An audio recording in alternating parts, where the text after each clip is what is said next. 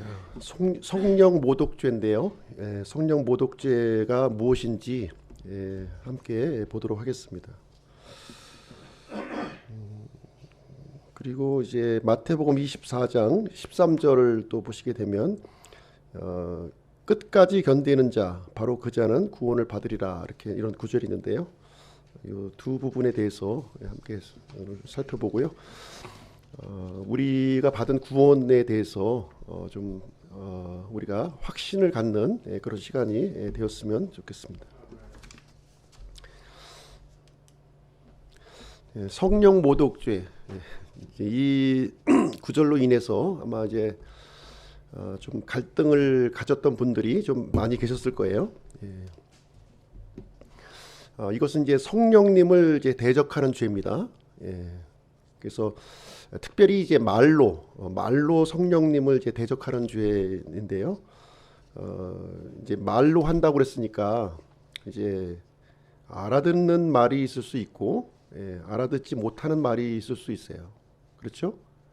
알아듣는 말, 누구든지 알아들을 수 있는 말로 이제 성령님을 모독할 수도 있고, 또 알아듣지 못하는 그런 말을 가지고 본인이 인지하든 인지하지 못하든 간에 그 성령님을 이제 모독하는 그런 일이 있을 수가 있다는 것이죠.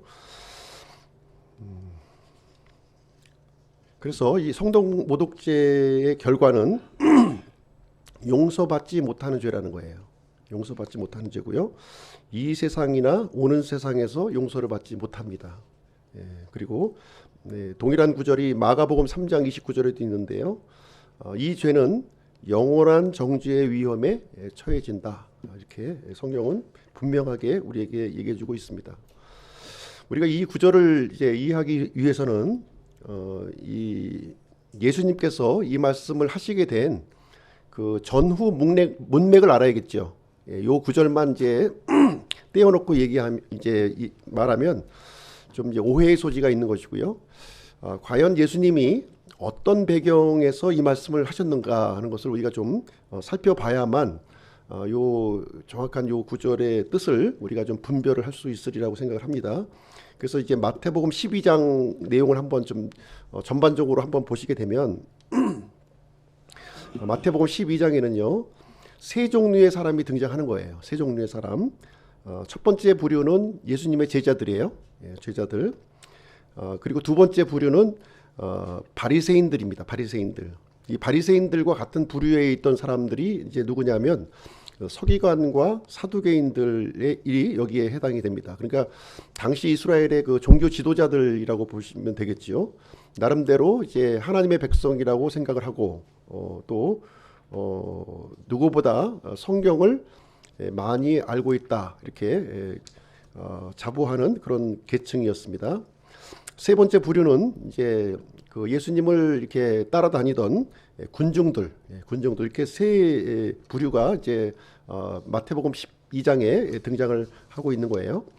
그러면 이제 1절부터 이제 8절까지 이제 내용을 보시게 되면 어떤 내용이 기록되어 있냐면 예수님과 제자들이 이제 그 안식일 날에 이 곡식밭 사이를 이렇게 지나가고 있었어요. 그런데 그때 이제 그 제자들 중에 이제 몇 사람이 곡식을 이제 따먹은 거죠. 곡식을 따먹는 일이 이제 발생을 한 겁니다. 그래서 이 광경을 유심하게 또 지켜봤던 사람들이 있었는데 바로 이제 바리새인들이었어요. 바리새인들이 이 안식일 규정에 의하면 이제 곡식을 이제 따서 이게 비벼 먹는 이 과정이 일하는 것으로 본 것이죠. 일하는 것. 그러니까 안식일을 어기는 것으로 이렇게 판단을 해서 예수님의 제자들을 이제 고소를 했습니다. 그래서 이제 이 내용을 이제 들으시고 이제 예수님이 이제 반론을 여기서 제기를 하셨는데요. 무슨 얘기냐면 사울에게 쫓김을 받았던 그 다윗의 예를 들은 거예요. 다윗의 예를 들어서 이제 다윗과 함께한 이 일행들이 너무나 배고파서 지금 높당에 있는 그 성막에 이제 방문을 한 거죠. 그래서 이 제사장에게 이제 먹을 것을 좀 요청을 했는데 그때 이제 어떤 음식을 먹었냐면 그 이제 하나님께 바쳐졌던 그 이제 빵을 먹은 거예요. 거룩한 빵을. 그래서 그 내용을 이제 예수님이 설명을 하시면서 중요한 것은 사람의 그 생명이 더 우선하다는 거죠. 이 안식일 날 사람의 생명이 더 중요하다. 그러면서 이제 예수님은 이제 안식일의 주인이다 하는 것을 여기서 언급을 하시게 됩니다. 이 안식일에 있었던 이 사건은 이제 여기 언급이 되어 있고요. 9절부터 13절 내용을 보시게 되면 이제 회당에서 또 이제 벌어졌던 내용인데요. 역시 이제 이날도 안식일이었어요. 안식일. 같이 이제 이어지는 말씀이 되겠습니다. 회당에 이제 안에 들어갔는데 거기에 이제 어떤 사람이 있냐면 손이 이제 오그라든 그 사람이 이제 있었던 거죠.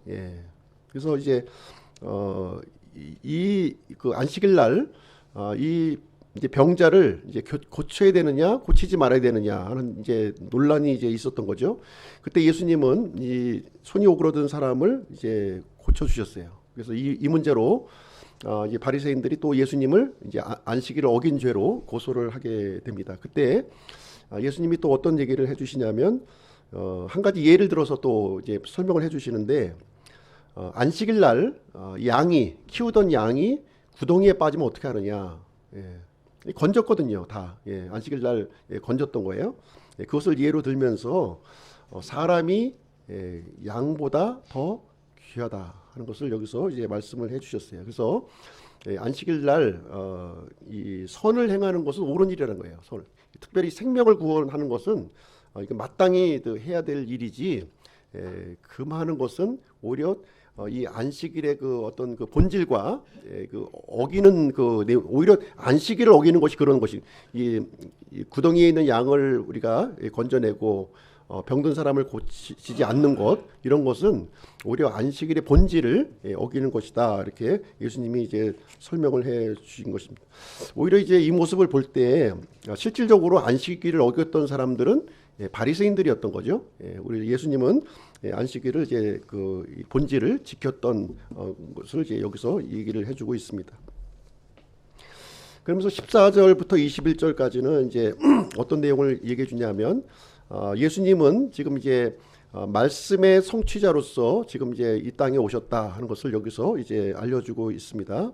14절 말씀을 보시게 되면 그때 바리새인들이 나가서 어떻게 자기들이 그분을 죽일까, 반복돼 있네요. 그분을 죽일까 하고. 그래서 이제 여기 보시면 이제 구약 성경을 이렇게 인용을 하면서 이제 이 내용을 이제 여기서 설명을 해주고 있습니다. 14절 말씀을 한번 보실게요. 한번 14절 말씀을 보시게 되면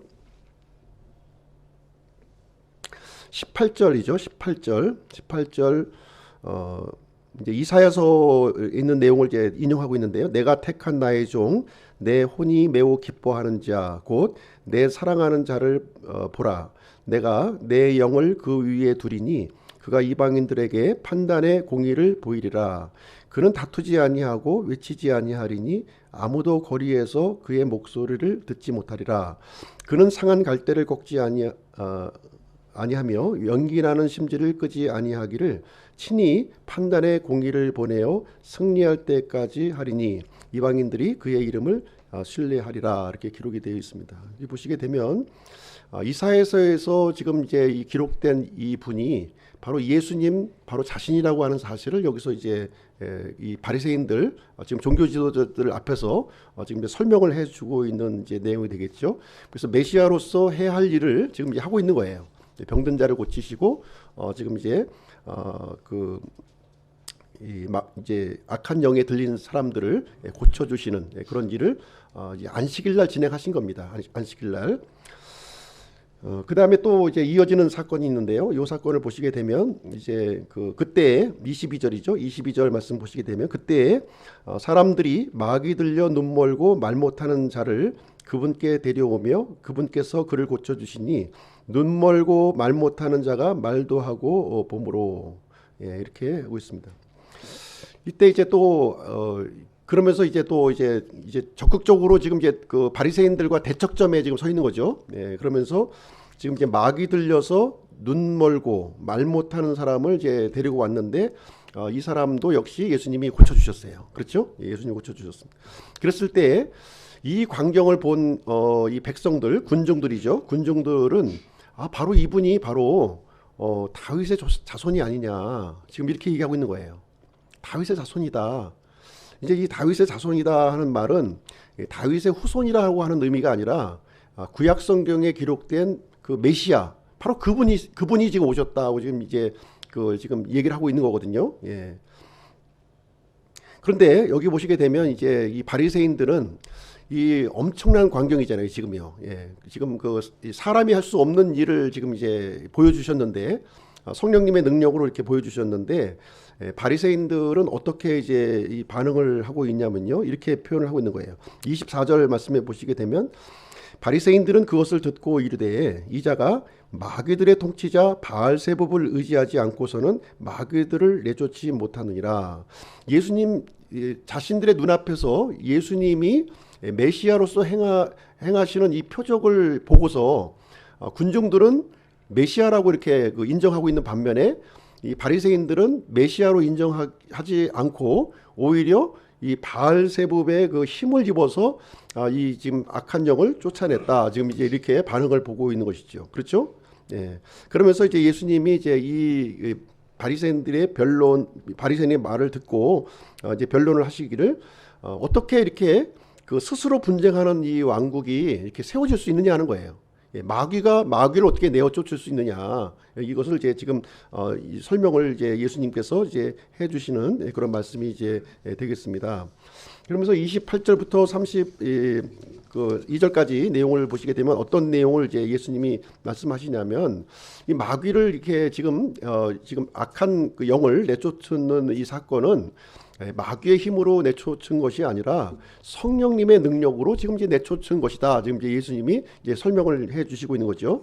그래서 마귀는 강한 자입니다. 그렇죠? 사람을 이렇게 지배할 수 있고요, 통치할 수 있는 이런 존재예요. 근데 이 마귀의 속박에서부터 이렇게 구출해주고 해방시켜줄 수 있는 분은 누구냐? 더 강한 존재만이 이 강한 존재를 내쫓을 수 있다는 거예요. 예, 그래서 더 강한 존재가 누구냐? 바로 성령님이라고 지금 얘기하고 있는 거예요. 지금 예수님은 지금 이 병자를 고치시고 마귀를 쫓아내는 이 일은 마귀의 힘이 아니라 성령님의 능력으로 지금 이제 이 일을 진행했다고 하는 사실을 이제 여기서 얘기해 준 것이고, 이 일을 통해서 지금 이제 하나님의 왕국이 지금 하나님의 통치, 하나님의 왕국이라고 하는 것은 이제 그 물리적으로 눈에 보이는 이런 왕국을 얘기하고 있는 것이 아니라 하나님의 통치가 지금 이제 이렇게 지금 임했다고 하는 사실을 여기서 이제 얘기해 주고 있는 내용이 되겠습니다. 그러면서 굉장히 중요한 말씀을 좀 해주시게 되는데요. 30절 말씀 보시죠. 30절 말씀을 보시게 되면 나와 함께 하지 아니하는 자는 나를 반대하는 자요, 나와 함께 모으지 아니하는 자는 널리 해치는 자니라, 이렇게 얘기를 해주고 있습니다. 그래서 예수님과 함께 하지 않는 자는 예수님의 이 반대편에 서 있는 사람이라는 거죠. 그리고 하나님의 일을 회방하는 그런 일을 하고 있다, 이렇게 얘기하면서 지금 이제 성령의 역사를 지금 이제 부인하고 있는 바리새인들을 향해서 31절, 32절이 나온 거예요. 지금 31절, 32절. 명백한 메시아의 표적을 보았음에도 불구하고 메시아라고 하는 이 증거, 확실한 증거를 눈으로 보았음에도 불구하고 그것을 거부하고 반대하는 그 사람을 향해서 지금 얘기하고 있는 것인데요. 예수님은 이 말씀을 제자들에게 하신 말씀인가요? 예. 군중들에게 하신 말씀인가요? 지금 바리새인들에게 하고 있는 거죠. 이 말씀을 하고 있는 이 대상을 우리가 분명히 볼 수 있어야 돼요. 이 누구에게 이 말을 했느냐 하는 것을 분명히 봐야 되는 거예요. 이 말을 하고 있는 이 대상은요, 나름대로 하나님을 믿는다고 하는 사람이었고요, 구약 성경을 잘 알고 있는다고 하는 사람에게 지금 이 얘기를 하고 있는 거예요. 지금. 예? 아무것도 모르고 밑도 끝도 없는 사람한테 갑자기 이 말씀을 얘기한 것이 아니라, 그리고 하나님을 잘 믿고 있는 사람에게 얘기한 것이 아니라 이렇게 거짓된 믿음을 갖고 있는 이 사람들을 향해서 경고의 말씀으로 지금 해주신 말씀이 31절, 32절 말씀이 이제 되는 거죠. 이 말씀이 이 배경에서 예수님이 이 말씀을 하신 거예요. 그러므로 내가 너희에게 이르노니, 너희가 누구예요? 지금 바리새인들을 얘기하고 있는 거예요. 지금 나름대로 성경을 알고 있고 나름대로 하나님의 그 택한 사람을이라고 하는 이 사람들을 향해서 지금 하고 있는 건데요.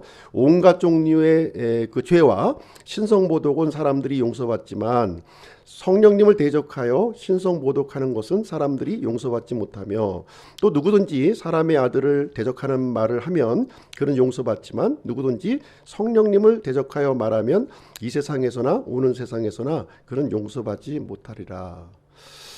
하나님께서는요, 이렇게 무자비한 분이 아니세요. 모르고 지은 죄, 모르고 지은 죄에 대해서 이렇게 가혹하게 심판하시는 분이 아니라는 거예요. 그렇죠? 하나님께서 이렇게 무겁게 이렇게 좀 책망하시는 내용을 보면은 이제 어떤 경우냐면, 분명히 본인이 알고 있음에도 불구하고 인지했음에도 불구하고 이 확실한 이 진리, 팩트에 대해서 이렇게 이 반대하고 회방하는 그런 사람들을 향해서 지금 이제 성령 모독죄를 지금 이제 언급하고 있는 것이다, 이렇게 이제 말씀을 하고 있는 것이죠. 그러면서 이제 이어지는 33절부터 35절 말씀을 보시게 되면 이 내용을 또 이제 설명을 해주세요. 부가적으로. 나무를 좋게 하고 그것에 열매를 좋게 하든지 나무를 썩게 하고 그것에 열매를 썩게 하든지 하라. 나무는 그것의 열매로 아느니라. 오 독사들의 세대야, 너희가 악하니 어찌 선한 것들을 말할 수 있느냐. 입은 마음에 가득한 것을 말하느니라. 선한 사람은 마음의 선한 보고에서 선한 것들을 내고 악한 사람은 악한 보고에서 악한 것들을 지금 내느니라, 이렇게 얘기하고 있습니다. 그래서 이 나무를 이제 판단을 하는데요. 무엇으로 판단하냐면 그 열매를 가지고 판단한다는 거예요. 열매. 좋은 열매를 맺느냐 나쁜 열매를 갖느냐, 그것을 판단하는 것이고요. 또 사람의 경우도 마찬가지라는 거죠. 그 마음속에 있는 걸 어떻게 알겠어요. 그래서 그 사람이 그 하는 말을 통해서 그 안에 선한 것이 있는지 악한 것이 있는지 그것을 이제 알 수 있다. 여기서 얘기를 해주고 있습니다. 그러면서 지금 이제 성령 모독죄에 해당하는 대상이 누구냐, 바로 독사들의 세대라는, 독사들의 세대를 향해서 예수님이 이제 이 말씀을 하신 거예요. 정상적으로 예수님을 잘 믿고 예수님을 믿으려고 이렇게 좀 따르는 사람들을 향하여 이 성령 모독죄를 얘기한 것이 아니라, 지금 독사들의 세대, 악한 영에 사로잡혀 있는, 그래서 진리를 거부하는 그 사람들을 대상으로 이 성령 모독죄를 언급하셨구나 하는 사실을 우리가 좀 이해할 필요가 있는 것이죠. 그래서 독사들의 자식을 이제 여기가 언급되고, 이제 우리가 좀 점잖게 얘기해서 독사들의 자식이지 사실 이제 점잖은 말은 아니에요 지금. 그래서 아주 이 강한 이 멘트의 이제 표현인데요. 예수님께서 이 표현을 많이 했습니다. 이 표현을 특별히 이제 마태복음 23장에 보면 이제 아주 강력한 이 8가지 화를 이제 선포한 대상이 있어요. 이 성령 모독죄에 이제 해당되는 사람들이 바로 이 사람들을 얘기하고 있는 것이죠. 그래서 여기 보시게 되면 이 성령 모독죄를 범한 사람들이 바로 바리새인들, 사두개인들, 서기관들, 이 사람들이 지금 이제 예수님을 지칭해서 이제 말을 한 것이고요.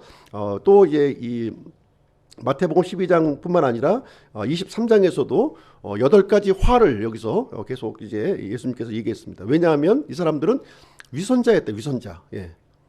오전에도 말씀드렸다시피 두 생각을 품은 사람들이에요. 두 생각을 품고 있는 사람들이고요. 어리석고 눈먼 사람들이다, 눈먼 안내자들이다, 이렇게 얘기하고 있는데, 이 사람들은 자신뿐만 아니라 다른 사람들까지도, 본인이 눈먼 것도 잘못되었는데 눈먼 입장에서 또 다른 사람들까지도 이 악한 길로 이렇게 안내하는 그런 이 사람들을 향해서 지금 예수님이 하신 말씀이 이제 되겠습니다. 그래서 이렇게 마음에 가득한 것이 우리 이제 우리 밖으로 이렇게 나오고 더럽히는 겁니다. 이렇게 더럽히는 것을 하는 거예요. 그래서 마태복음 15장 19절에서도 마음에 가득한 이 악한 생각, 살인, 간음, 음행, 도둑질, 거짓 증언, 신성모독 이런 것으로 가득한 사람들이 이제 독사의 세대들 여기에 해당되는 사람이 되겠습니다. 그래서 성령 모독죄는 누구에게 한 말인가? 이 바리새인들 당시 종교 지도자들에게 예수님을 이제 이렇게 이 그 약속의 메시아로 오신 예수님을 거부하고 이렇게 대적했었던 이 바리새인들을 향해서 1차적으로 하신 말씀이라는 거예요. 그렇죠? 그래서 이 사람들은 한 일이 지금 12장에 쭉 나열돼 있잖아요. 잘 믿는 제자들을 고소한 거예요. 지금 제자를 고소했고 또 메시아이신 예수님을 고소했어요. 그렇죠? 그리고 성경의 증거를 받아들이지 아니했고요. 또 예수님이 그리스도라고 하는 사실을 인정하지 않았습니다. 그리고 성령님의 역사를 마귀의 역사로 지금 매도를 했고요. 그리고 궁극적으로 예수님을 십자가에 못 박은 그런 그 장본인들이 이제 되겠습니다. 그래서 이 그 성령 모독죄는 우리 구원받은 성도들에게 하신 말씀이 절대로 아니라는 거죠. 그렇죠. 이 부분에서 자유함을 가져야 돼요. 자유함을 우리가 가져야 됩니다.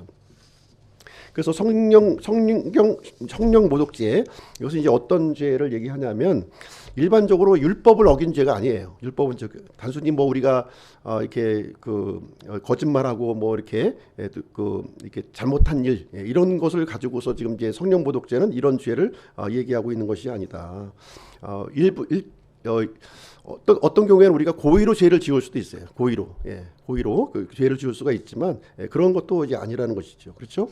그런 모든 죄, 그런 모든 죄는 다 용서를 받을 수 있는 죄라는 거예요. 우리가 잘못함을 우리가 인정하고 돌이키기만 하면 모든 죄는 다 용서를 받을 수 있는 것입니다. 그러나 여기서 용서받을 수 없는 죄가 있는데 이것은 예수님을 대적한 종교 지도자들의 죄는 용서가 안 된다는 거죠. 구원의 길을 거부했기 때문에 구원자를 거부한 그 죄는 용서받지 않는다. 그래서 이 종교 지도자들은요 나름대로 은혜를 받은 사람들이에요. 하나님의 은혜를 이렇게 받았고 또 진리가 무엇인지 알고 있는 사람들입니다. 그럼에도 불구하고 다른 생각을 품은 거죠. 다른 생각을 품은 거예요. 어떻게 그런 생각을 품을 수 있을까 생각을 하잖아요, 우리가요. 근데 사람이 그렇다는 거예요. 사람이라는 존재가 분명히 진리에 대한 소개를 분명히 받았으면 이것이 또 합당하고 논리적으로 이렇게 맞는 것이면 받아들여야 되는데 받아들이지 않고 그것을 허물어뜨리는 쪽에 생각을 하는 그런 사람들을 지금 이제 여기 대상으로 해주고 있는 사람들이 이제 해당되겠습니다. 그래서 이것은 이제 예수님을 구원자로 받아들이지 않는 사람이고요. 이 다른 복음, 다른 교리, 다른 영 쪽에 서 있는 사람들이에요. 이 사람들을 향해서 성령 모독죄가 이제 적용하는 내용이 되겠습니다. 그래서 이 성령 모독죄라고 하는 것은 성령님의 구원 사역을 거부하는 죄라는 거죠. 그렇죠? 그래서 이 죄는 영원히 용서받지 못하고 이 세상이나 오는 세상에서도 용서를 받지 못하고 영원한 정죄의 위험에 들어가게 된다는 것입니다. 그래서 요한복음 5장 16절 우리 지난 시간에 살펴보았지만 사망에 이르는 죄가 바로 이 죄예요. 사망에 이르는 죄가 이 죄입니다. 그래서 요한일서 내용도 한번 보시게 되면 거기에 이제 그 거짓 교사들이 이제 등장하잖아요. 거기에 보시면 요한일서에 그 어떤 사람들입니까? 예수님의 육체로 오신 것을 부인하는 사람들이 있었다는 거예요. 그 당시에 이런 사람들은 구원 받을 수 없다는 거예요. 예수님이 성육신 하신 예수님을 부인하는 자, 예수님이 그리스도이심을 부인하는 자, 예수님의 육체적인 죽음을 부인하는 자, 예수님의 육체적인 부활을 부인하는 자, 성령님의 구원 사역을 부인하는 이런 죄는 절대로 용서받을 수 없는 죄고 이것이 바로 성령 모독죄라는 것을 여기서 얘기해주고 있습니다. 그래서 이 그리스도인의 죄가 아니라는 거예요. 그리스도인의 죄. 그래서 이 예수님의 이 사역을 이 공개적으로 이렇게 공격하고 반대편에 서 있는 그런 사람들이 이제 되겠습니다. 그래서 이 사람들은 자신도 구원받지 못할 뿐만 아니라 수많은 사람들을 이렇게 지옥으로 이렇게 이끌고 가는 거예요. 이 마귀의 사역자인 거죠. 마귀의 사역자들을 향해서 지금 이 성령 모독죄를 언급하고 있는 내용이 되겠습니다. 그러면 이제 이 성령 모독죄를 오늘날 이제 적용하면 어떻게 될까요? 오늘날 이제 예수님 당시에는 그 당시 이스라엘의 종교 지도자들이 이제 이 일을 했고요. 오늘날은 그럼 어떤 사람들이냐? 오늘날에도 역시 그리스도를 믿지 않는 이제 지금 유대인들은 아직 이제 예수님을 구원자로 믿지 않죠. 예. 아직도 기다리고 있는 거예요. 이분들은 아직도 기다리고 있는 이 그리스도를 여전히 믿지 않는 유대인들도 여기에 해당되는 거고요. 또 이슬람도 이제 여기 해당이 됩니다. 이슬람도 예수님을 믿습니까? 안 믿습니까? 예수님 믿어요. 예. 대언자로 믿는 거죠. 그냥 대언자 중에 한 사람. 예. 그냥 그 랍비 스승으로 믿는 거예요. 그렇죠? 예. 그러나 유일한 구원자로 안 믿는 거죠. 유일한 구원자로 안 믿는 거예요. 천주교도 여기에 해당되고 있는 것이고요. 천주교 그리고 각종 기독교 이단들도 여기에 해당이 됩니다. 그래서 여호와 증인, 몰몬교, 신천지, 하나님의 교회, 이 악한 영에 속한 이 사역자들, 이 사람들이 바로 이제 여기에 해당이 된다. 적극적으로 복음을 방해하는 예수 그리스도를 이렇게 거부하는 그런 이 집단이나 단체 여기에 해당되는 것입니다. 자, 혹시 내가 성령 모독죄를 지은 것이 아닐까 이런 고민해 보셨습니까? 예, 고민이 되었을 거예요, 그렇죠? 구원받은 건 확실한데 내가 이 행한 행동이 혹시 성령 모독죄가 아닐까? 성령 모독죄 지면은 진짜 사함을 못 받는다고 하는데 혹시 않을까 하는 그런 아마 그 걱정을 많이 했었으로 생각을 됩니다. 그래서 성령 모독죄에 대한 그 오해를 오늘 이 시간 좀 이렇게 다 이렇게 상쇄를 했으면 좋겠고요. 우리가 이제 습관적으로 짓는 죄가 있을 수 있어요, 그렇죠? 구원 받았음에도 불구하고 여전히 그리고 순간순간 이 나쁜 생각에 또 이렇게 그 본의 아니게 이게 또 이렇게 스쳐 지나가는 그런 때가 있습니다. 또 어떤 때는 성령님이 분명히 나에게 감동을 주셨는데 내가 그거를 이렇게 거부했던 그런 경험이 있다는 거죠. 혹시 이런 것이 성령 모독죄가 아닌가 이런 생각을 하게 되고 또 이제 어떤 이제 집회에 가서 신유의 은사를 이렇게 막 이제 하고 있었는데 그것을 내가 부정했다는 거예요. 부정했으니까 혹시 이것이 성령 모독죄가 아닌가 이렇게 또 생각할 수도 있고 또 한때는 예수님을 내가 조롱했던 것 같기도 한데 이제 이런 생각을 가질 수 있었던데 이런 것들은 성령 모독죄가 아니라는 거예요. 물론 잘못된 거죠. 잘못된 것이니까 빨리 회개하고 돌이키시면 되는 거예요. 회개하면은 다시 용서받을 수 있는 그런 죄의 범주에 들어간다 이렇게 보시면 되겠습니다. 그러면 이제 성령 모독죄의 이제 특징을 보시게 되면 굉장히 이제 그 공개적이고 정면적으로 이제 복음을 반대하는 그런 이제 내용을 갖고 있는 겁니다. 그래서 기독교 이단들이 지금 이제 짓고 있는 그런 죄인 거예요.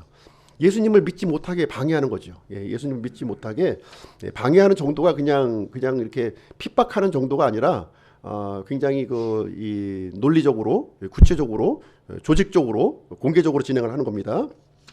그래서 다른 예수, 다른 복음, 다른 영을 전하는 것이고요. 사람들을 이제 이 지옥으로 이끌고 가는 그런 악한 행위가 되겠습니다. 자, 이렇게 해서 이제 보시고요. 그 외에 이제 모든 죄는 십자가에 다 처리된 거예요. 다 처리됐습니다. 그렇죠. 예수님만 반대하지 않으면 그 나머지 죄는 다 처리가 된 거예요. 다. 단번에 영원히 완전히 다 제거가 되었다 이렇게 보시면 되겠습니다. 그래서 우리가 지옥에 가는 죄는 단 한 가지입니다. 단 한 가지 죄예요. 죄에 대하여라 함은 그들이 나를 믿지 아니하며 구원자로 오신 예수 그리스도를 거부하지 않는다면 그 모든 죄는 이제 용서를 받게 된다는 것을 우리에게 알려주고 있습니다. 그렇죠? 그래서 보시고요.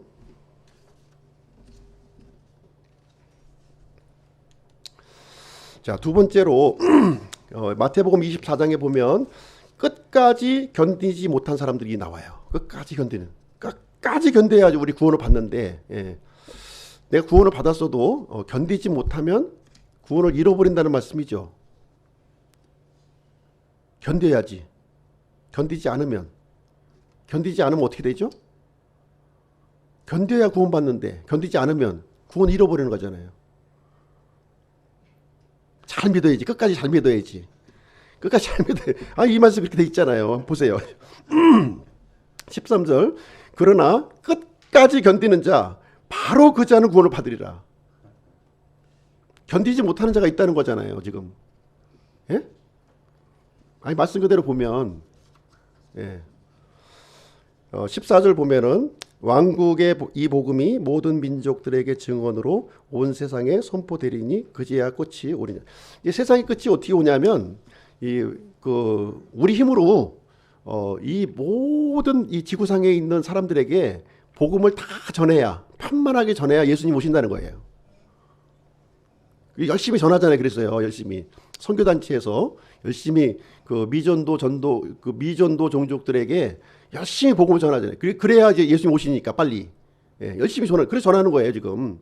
그래서 끝까지 또 이것을 견뎌야 되는 거야. 끝까지 목숨 걸고, 이 믿음을 부인하지 않고. 내가 이제 이 말씀이 이제 그 내용을 가지고 얘기하는 거예요.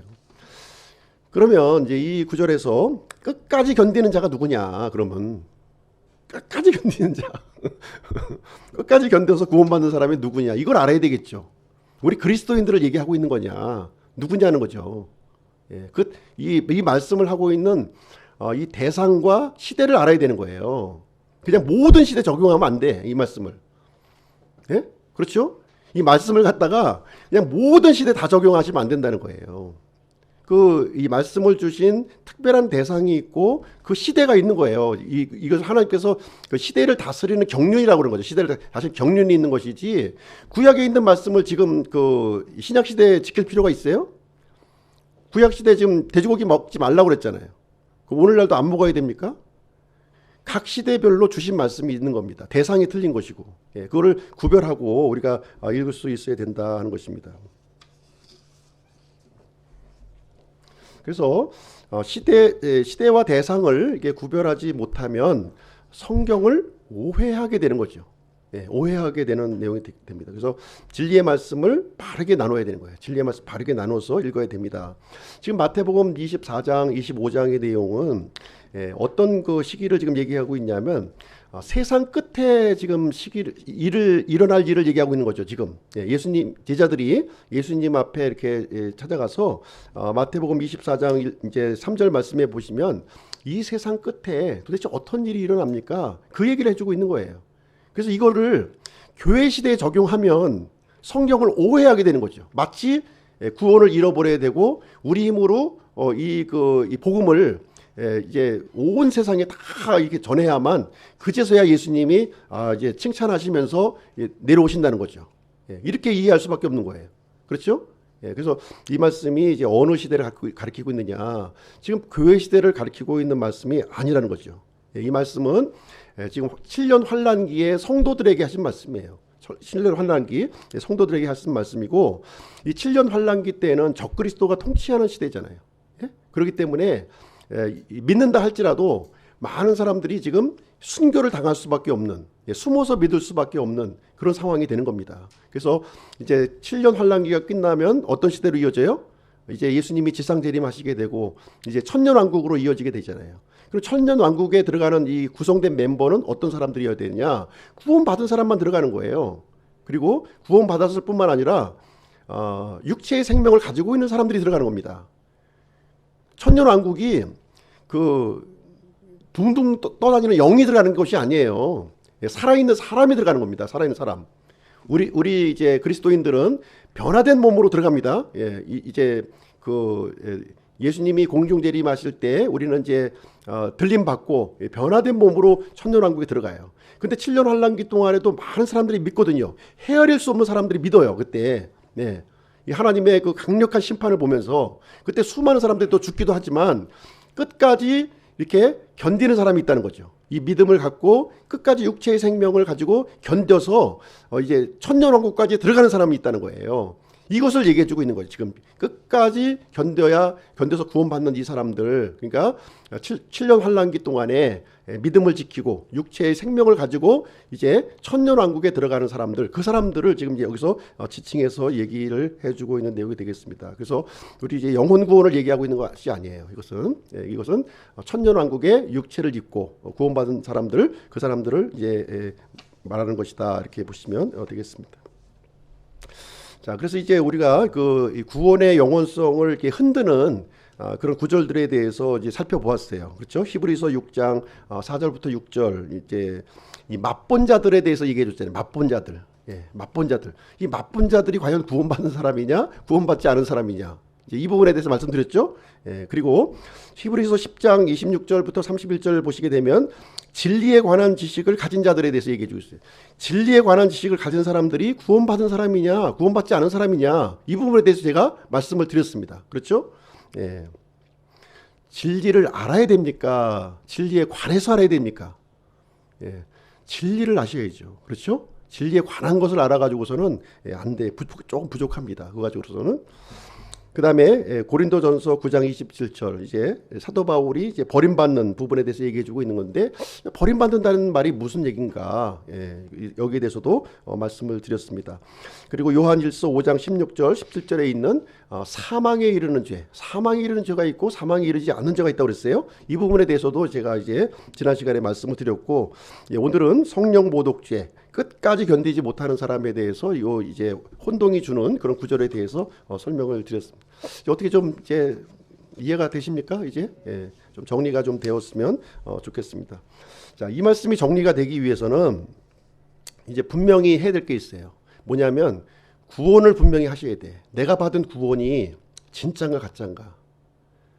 가짜인 사람들이 많다는 거예요. 예수님이 오셨을 당시, 초림 당시에도 유대 종교 지도자들은 본인들이 다 구원받은 사람인 줄로 다 알고 있었어요. 한치의 오해도 없이, 의심도 없이 그렇게 알고 있었던 거예요. 그럼 성경에서 말하는 이 구원이 무엇인가? 왜 자꾸 이렇게 혼동이 될까? 우리가 이제 믿음 생활을 뭐 10년, 몇십 년 했다고 그러면서 또 성경에 대해서 뭐 우리가 많은 것을 알고 있다고 생각하면서 또 이 구원에 대한 부분에 대해서는 좀 설명 좀 해보세요 하면은 이렇게 정확하게 설명하시는 분들이 없는 거예요. 그래서 이런 부분이 정리가 안 되면 계속 흔들릴 수밖에 없어요, 우리가. 그래서 우리가 내가 받은 이 구원을 이제 어떤 분명한 이제 정의를 갖고 있어야 되는 거예요, 정의를. 그래서 이제 이 시간에 제가 좀 그거를 좀 설명을 좀 드리겠습니다. 구원을 한쪽 측면만 우리가 받아들이시면 안 돼.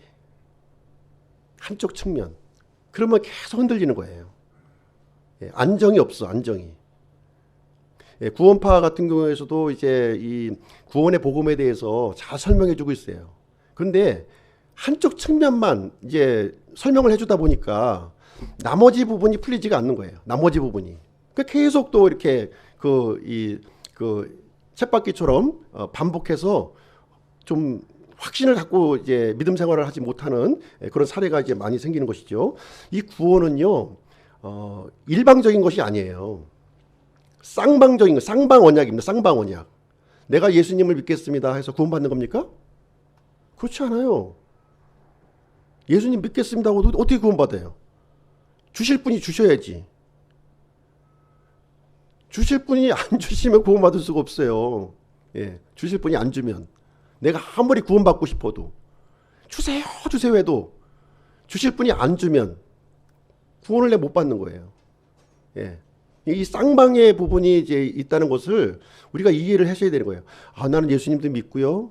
뭐 유일한 구원자이심도 믿고요. 이 공식처럼 믿는 사람들이 있어요. 예수님은 유일한 구원자시고요. 나의 주인님이시고요. 예수님이 십자가에 죽으시고 또 피를 흘리시고 3일 만에 부활하시는 그 복음을 내가 믿습니다. 그러니까 고로 나는 구원받은 사람입니다. 이렇게 주장한 분이 있다는 거죠. 예수님은 창조자시고, 근데 여전히 그 사람들의 삶을 보면 믿기 전의 삶을 그대로 살고 있는 거예요. 옛 성품을 가지고서 그대로 살고 있는 거예요. 변화가 없어요. 생명의 변화가 없는 것이죠. 이게 구원이 아니라는 거죠. 이걸 구원으로 착각하고 있는 거예요. 내가 이만큼 교회를 다녔으니까, 이만큼 예수님에 대해서 많이 알고 있으니까, 이만큼 내가 이렇게 이 헌금을 많이 했으니까 이렇게 내가 구원받은 것을 착각을 한다는 얘기죠. 근데 구원이라고 하는 것은 내가 요청해서 내가 뭘 알아서 얻어지는 것이 아니라 하나님께서 주시는 거라는 거래요. 하나님께서 주시는 거. 일반적으로 우리가 생각을 해봤을 때 우리가 그 선물을 주잖아요. 선물을 주는데 그 선물을 주는 것의 이 결정 권한이 누구에게 있습니까? 받는 사람에게 있습니까? 나에게 있습니까? 주는 사람에게 있는 거. 주는 사람에게. 주는 사람이 선물을 줄 때는 이 선물을 가지고 잘 활용할 사람을 주겠습니까? 아니면 선물을 주어가지고 망쳐버릴 사람에게 주겠어요? 망쳐버릴 사람에게는 안 줘요. 예를 들어 진주인데요. 이 진주를 가지고 잘 이렇게 이 진주를 이렇게 더 값지고 빛나게 할 사람에게 주는 것이지요. 이 진주를 가지고 구슬치기 하고 이렇게 뭐 따먹기 하고 주는 사람 안 주잖아요. 그렇죠? 사람도 그런데 하물며 하나님께서 자신의 아들의 핏값으로 산 이 소중한 구원을 달란다고 그냥 줘요? 뻔히 아는데 하나님의 영광을 회방하고 대적질할 것을 뻔히 알고 있는데 그 사람한테 주겠습니까? 두 생각을 품은 사람에게 주겠어요? 안 준다니까요. 여전히 죄와 욕심과 탐욕이 있는 사람에게 주겠어요? 안 준다고요. 그런 사람 줘봐야 다시 흙탕물로 돌아가. 안 주셨다고 보는 게 맞는 거예요, 그거는요. 그래서 이제 씨 뿌리는 비유에 대해서도 제가 이제 설명을 드렸어요. 씨 뿌리는 비유. 씨 뿌리는 비유도 처음에 제가 이제 이것이 구원에 관련된 말씀이 아닌 것으로 저는 이제 이해를 했었는데 생각이 지금 바뀌어졌습니다. 구원에 대해서 말씀하신 거예요, 구원. 예. 좋은 땅에 씨를 뿌려야만 이게 열매가 열리는 거죠. 구원이 목적이 아니라는 거예요. 하나님은 이 구원이라는 것이 구원이 굉장히 가치 있는 것, 그 예수님의 피값으로 산 구원이지만 이것이 이것 자체가를 주는 것이 목적이 아니라는 거예요. 그 영원한 생명이 이제 열매를 맺고 번성하는 것, 그게 목적에 있다니까요. 예. 그래서 예수님의 그 성품으로 닮아가서 하나님과 이런 이 관계성이 이루어지는 그것을 위해서 구원을 주신 것이기 때문에, 예, 그렇죠? 그래서 이제 이 길가는 뭐 아예 이제 말씀 자체가 안 들어가니까 소용없는 거고, 돌밭, 이 바위가 있으니까 열매가 안 맺어지는 거예요. 또 가시밭도 열매가 안 맺어져. 예. 근데 겉으로 볼 때는 이렇게 구원 받은 것처럼 보여. 생명이 있는 것처럼. 싹도 나고 잎도 나고 꽃도 나기 때문에. 근데 하나님이 원하시는 건 뭐예요? 열매잖아요, 열매. 이삭이 구원인 거예요. 이삭. 예, 농부가 씨를 뿌리는데 잎사귀하고 줄기를 보려고 농사를 짓습니까? 아니죠. 열매죠, 열매. 예. 그래서 구원이라고 하는 것은 단 한순간에 이루어지지만 이 이삭이 열려지기 위해서는 이렇게 씨가 뿌려지고 잎이 나고 이렇게 줄기가 생기고 꽃이 피어요. 이 과정이 필요합니다. 절대적으로. 근데 이거 자체가 구원이 아니라니까요. 여기서 이삭까지 이제 맺혀져야 그게 영원한 생명이요. 이제 하늘 곳간에 들어가는 거예요. 예, 하나님과 영원히 사는 겁니다. 그렇지 않은 사람들은 어디로 가요? 곳간으로 가는 것이 아니라 땔감으로 가는, 땔감으로. 예, 땔감으로 가는 거예요. 예. 그래서 쭉정이와 이제 가라지와 알곡의 비유가 바로 그걸 얘기하고 있는 것입니다. 겉으로 볼 때는 믿는 사람인 것처럼 보인다는 거죠. 예, 그렇죠? 예. 그래서 이제 이것을 쌍방 언약을 이제 우리가 이제 성경에서도 이 결혼으로 이렇게 많이 비유하고 있잖아요. 이스라엘과 하나님의 관계를 어떻게 표현하고 있어요? 예, 그 남편과 아내로서 지금 이제 비유하고 있고, 또 우리 그리스도인들도 어떻게 비유하고 있습니까? 예수님과 우리를 정혼한 처녀, 신랑과 정혼한 처녀의 관계로, 언약 관계로 지금 맺어지고 있는 거예요. 신부가 아무리 결혼하고 싶다고 해도 예수님이 노하면 안 되는 거거든요. 예수님이 아무리 프로포즈 하셔도 신부가 안 받아들이면 소용없는 거거든요. 이 쌍방이 이제 이게 맞춰졌을 때 그 언약이 성사가 되는 것처럼 그렇게 구원이 이루어지는 거예요. 이렇게 구원이 이루어지면 흔들릴 수가 없는 거죠. 그렇죠? 결혼 관계도 똑같아요. 이렇게 딱 확실한 그 두 사람의 어떤 그 언약으로 딱 맺어진 관계는 머리가 팥불이 될 때까지 가는 거예요. 그렇지 않은 사람들은 중간에 깨지는 거죠. 깨지는 거예요. 예. 그래서 이 명백한 이 구원, 내가 구원을 받기 위해서는 내가 하나님 앞에 합당한 내가 상태가 구원을 내가 받았을 때 이 구원을 어떻게 내가 이거를 간수하고 이렇게 할 수 있는가 하는 부분들을 우리가 좀 생각을 해봐야 되는 것입니다. 그것이 안 돼 있는 사람은 구원 받을 이유가 없는 거예요. 왜 받습니까? 예, 그냥 이 세상 열심히 즐겁게 살다가 가시면 되지. 힘들게 이렇게 나와서 교회 나와서 놀러 가지도 못하고 참 이렇게 그 있을 이유가 없는 거죠. 그렇죠? 예. 그래서 그 흔들릴 수 없는 구원만 있다면 성경에 여러 가지 이 구원을 흔들 만한 구절이 있어요. 근데 사실 자세하게 살펴보면 구원을 흔드는 구절이 아니라 우리 구원을 더 명확하게 그 설명해 주는 그런 내용인 것입니다. 그래서 우리가 확실한 구원을 받았다면 이 질병이나 환난이나 죽음이나 어떤 그 이 상황에 이렇게 그 매몰되지가 않아요. 그것을 이제 그 극복해 나가는 거죠. 극복하는 그 힘이 생기는 거예요. 그 힘이 내 어떤 결심이 아니라 그 하나님께서 주신 이 생명의 힘이 작동이 되는 겁니다. 그것을 통해서 우리가 알 수 있는, 평상시에는 알 수가 없어요. 이거를 평상시에는 다 그 저기 선남선녀로 보이기 때문에 평상시에는 알 수가 없습니다. 그러나 큰 홍수가 이제 밀어닥친다든가 하나님의 이 준엄한 심판이 쏟아질 때는 분명하게 딱 이제 갈라진다는 거죠. 그 생명이 있는 자와 없는 자가 갈라진다, 이렇게 얘기를 해주고 있습니다. 그래서 우리 그리스도인들은 이렇게 이제 이 예수 그리스도의 정혼자로서 살아가는 거예요. 정혼자 아시죠?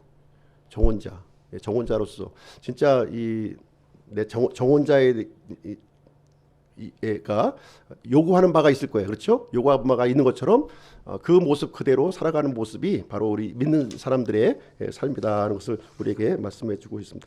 그래서 오늘은 이제 그 구원을 흔드는, 영원성을 흔드는 구절에 대해서 이렇게 같이 함께 살펴보는 시간 가졌습니다. 기도하고 마치도록 하겠습니다.